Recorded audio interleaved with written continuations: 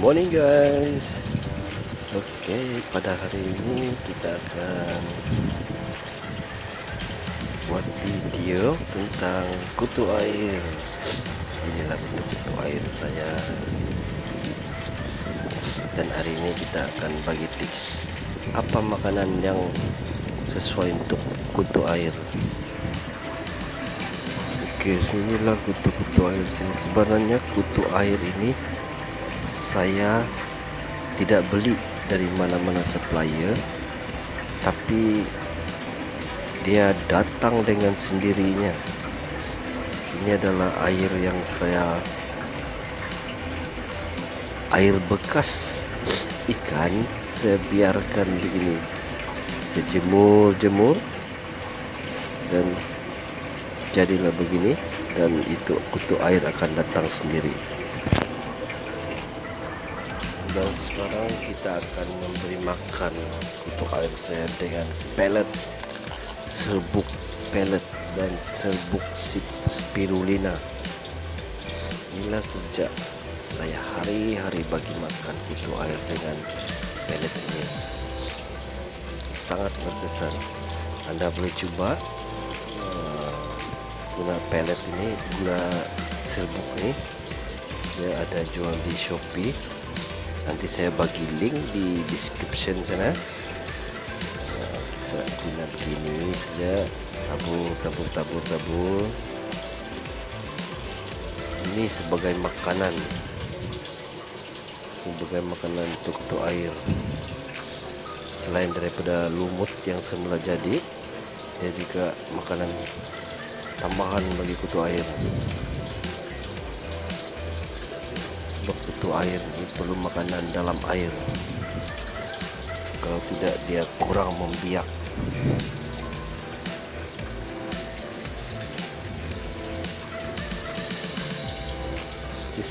Cara dia kita tabur, kemudian kita ambil, rendam ya.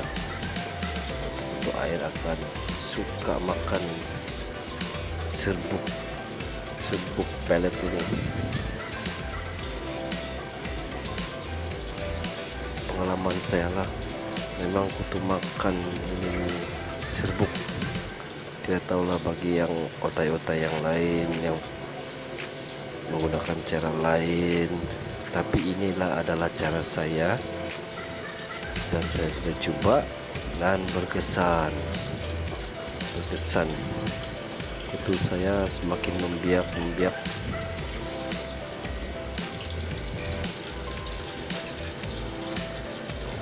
Tabur. Kutu air akan makan. Simple.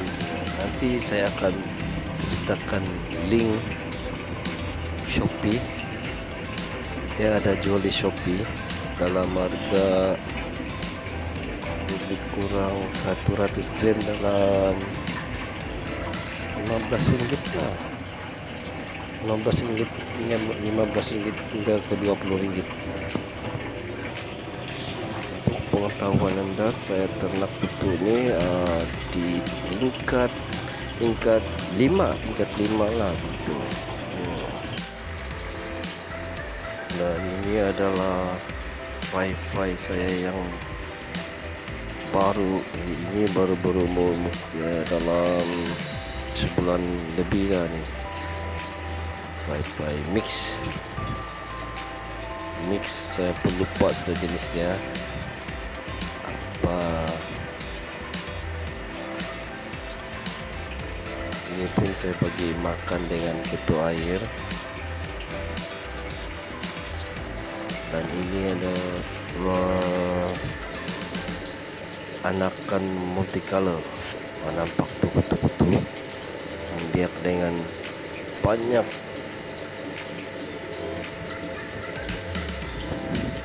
Tempat ini terlindung daripada cahaya matahari, tapi saya bagi makan dengan serbuk pellet dan serbuk spirulina. Ini fly saya ini baru berusia dalam 2 minggu, mau dekat 2 minggu lah. Di sini saya menggunakan cahaya lampu sebagai pengganti cahaya matahari.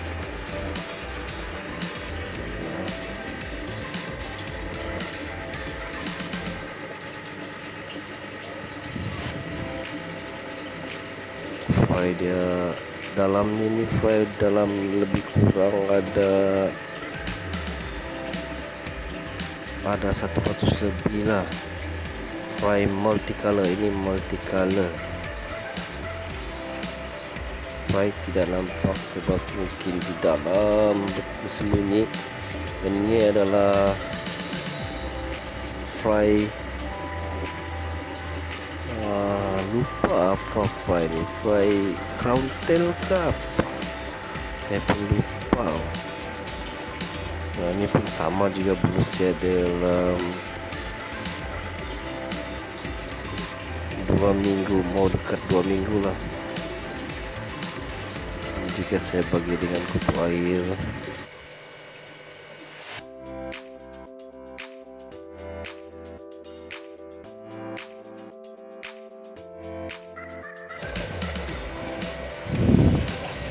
Oke, ini saya bagi tengok salah satu contoh tempat saya menternak kutu air. Ini adalah air peram kotoran ikan yang saya peram, letak dalam bekas nih beberapa hari. Tiap-tiap hari bagi makan dengan serbuk, pellet dan spirulina. Itu kutu air akan datang dengan sendiri. Nampak tuh kutu air, belum banyak lagi, beberapa hari lagi dia akan menetas dan akan menjadi banyak. Sekarang time kita bagi makan dengan serbuk pellet halus dan serbuk spirulina sebagai makanan kutu air itu. Kalau tidak makanan kutu air, dia tidak akan membiak.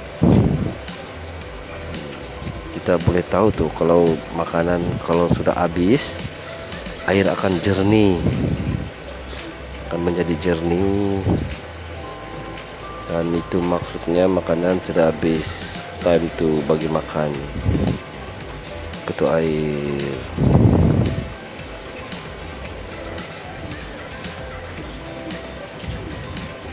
Ini kutu air saya bukan beli ya, saya tidak beli mana-mana supplier. Ini adalah contoh yang baru, air peram bekas ikan yang baru saya buat. Nampaknya belum ada, ini dalam 2 hari, dalam 1 hari lah kemarin saya buat. Dan bagi makan dia tiap-tiap hari, bagi makan begini supaya tarikan kutu air itu datang, dia akan datang sendiri, jatuh dari langit. Kita gurau-gurau saja. Beginilah cara dia bagi makan dia, tabur-tabur. Kalau mau cepat, kita ambil kutu air yang sudah ada dan letakkan di sini. Dia kutu air akan membiak dengan cepat. Boleh try ya. Saya tidak cakap 100% lah.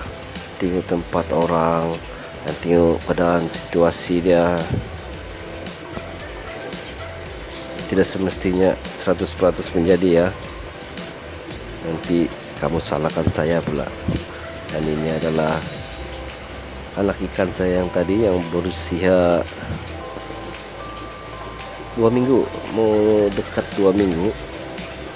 Oke, ini pun saya tiap-tiap hari bagi makan serbuk pellet, tapi saya letak kutu air di dalam. Untuk meneruskan generasi kutu air itu agar tidak mati. Kita kena bagi makan dia tiap hari. Makanan dia serbuk pellet halus dan serbuk spirulina. Kita boleh campur ataupun besok kita bagi serbuk pellet halus, besok lagi petang dia kita bagi spirulina, terpulang pada kita. Tiap hari saya bagi makan.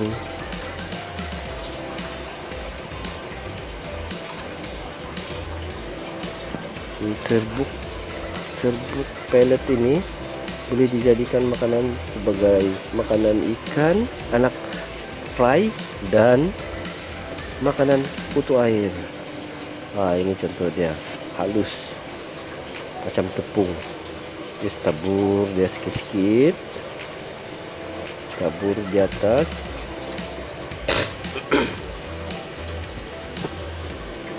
Kita lepas tu kita rendam untuk makanan kutu air, sebab kutu air akan makan di dalam air. Dan ini serbuk spirulina. Sama juga kita tabur dan rendam ke dalam air. Tiap hari bagi makan begini. So jadi kalau begini itu kutu air dia tidak akan pupus dari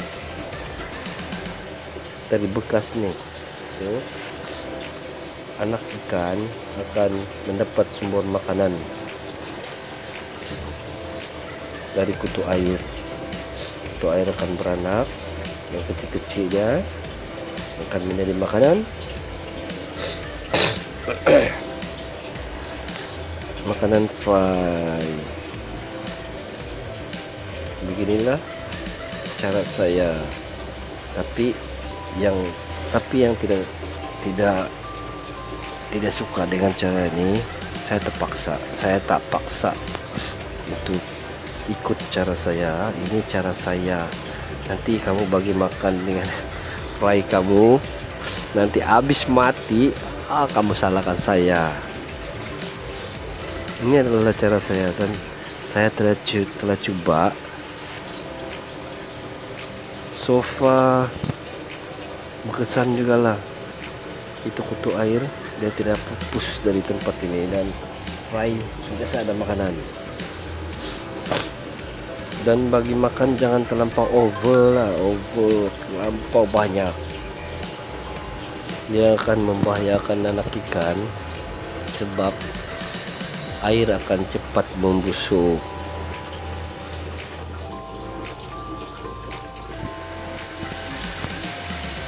Oke, ini adalah fry koi galaxy yang baru berusia dalam 8 hari. Masih kecil lagi, tengok pun belum nampak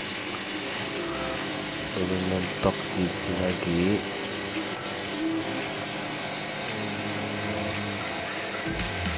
Oke, ini kita dah nampak masih kecil lagi. Oke, dan di sini ada juga fry multicolor. Ini adalah fry multicolor baru berusia dalam 10 hari. Ini ada banyak sangat ini, tapi kita tidak nampak. Dan ini saya bagi makan pellet, serbuk pellet juga, dan campur dengan kutu air. Untuknya kita cari anaknya, tak nampak. Oke, mari kita zoom. Oke, nampak kutu air dia pun masih ada lagi. Itu kecil-kecil. Kita tidak nampak sebab dia bersepah merata-rata, dan air dia pun nampaknya kotor sudah. tapi masih lagi boleh pakai.